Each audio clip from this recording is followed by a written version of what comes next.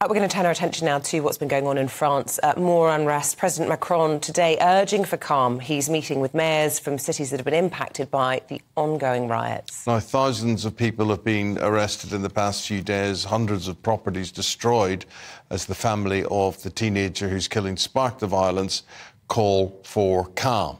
Well, joining us now is France correspondent for The Times, David Chazan. Very good morning to you. Look, this is a country that, and certainly a president who's been well used to protests, to violent protests for sustained periods of time. But this has been, shocking, getting global headlines. Do you think there's any chance that Macron personally can recover from this? Well, I think that after the worst urban violence that France has known for 18 years, Mr. Macron's popularity, his credibility have certainly taken a bit of a battering. And the longer the rioting goes on, the greater the risk for Mr. Macron's centrist camp is that people will turn to Marine Le Pen as a tough-talking right-wing populist who's promising to restore law and order, because they're going to say, look, the president just doesn't seem to have the answers. He's been appealing to parents to keep their teenagers at home at night. Not really a good look for a head of state.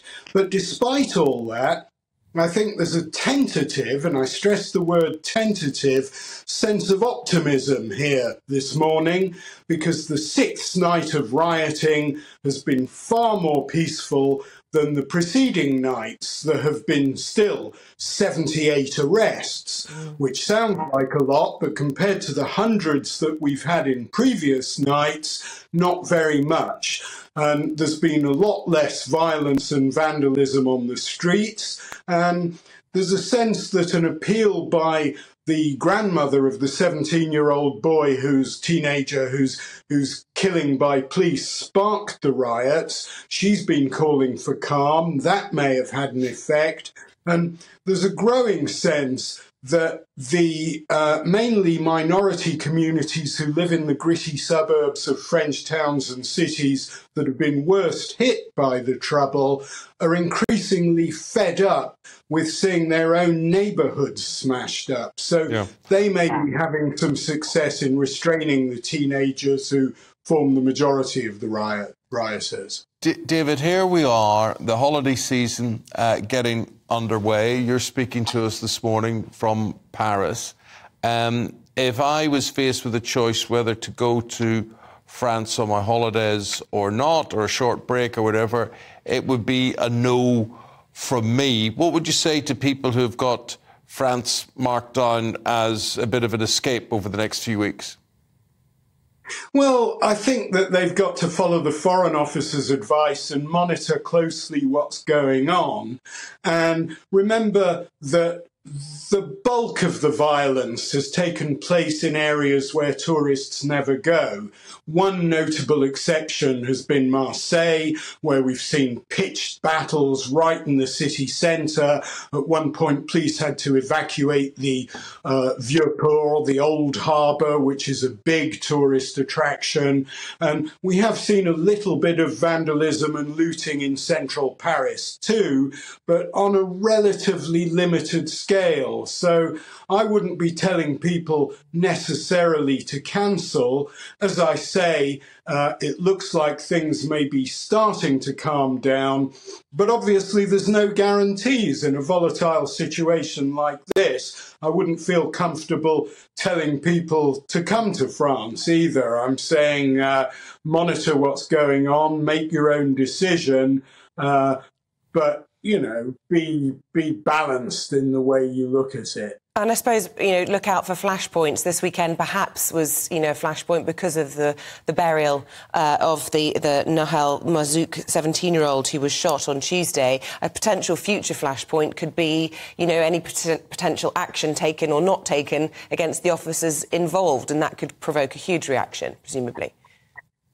Yeah, that's right. But the officer who's accused of pulling the trigger is facing murder charges. He's in prison awaiting trial. I think there's going to be huge pressure for justice to be seen to be done very rapidly. But yes, you're right. We'll have to monitor that, see what happens. That could potentially spark further trouble. But I think the riots we've seen in recent days has gone beyond just simply protest over the killing of one teenager.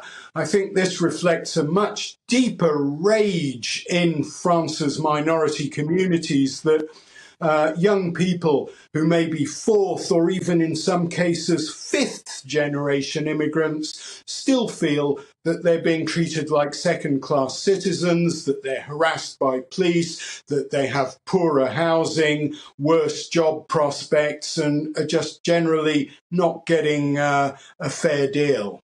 Okay. Can I just ask you, David, about your own experience? I see you're talking to us from Paris. I mean, have you been nervous to go outside? Have you been worried at night? Because, of course, we heard about the mayor, his home being attacked whilst his family were trying to sleep. And what's your own personal experience been? Well, my own personal experience here in central Paris has been that everything's just been as usual. During the day, I'm seeing large numbers of tourists, people sitting at cafe terraces, walking around.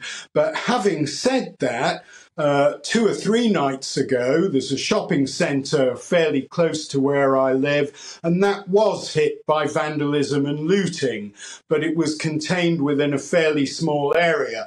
There were also a number of shops vandalised on Rue de Rivoli, which is the street where the Louvre Museum is, just a few minutes walk from the museum, which is a huge tourist attraction. So there again, there have been pockets of violence, but the bulk of the trouble has been in neighbourhoods where most visitors don't venture.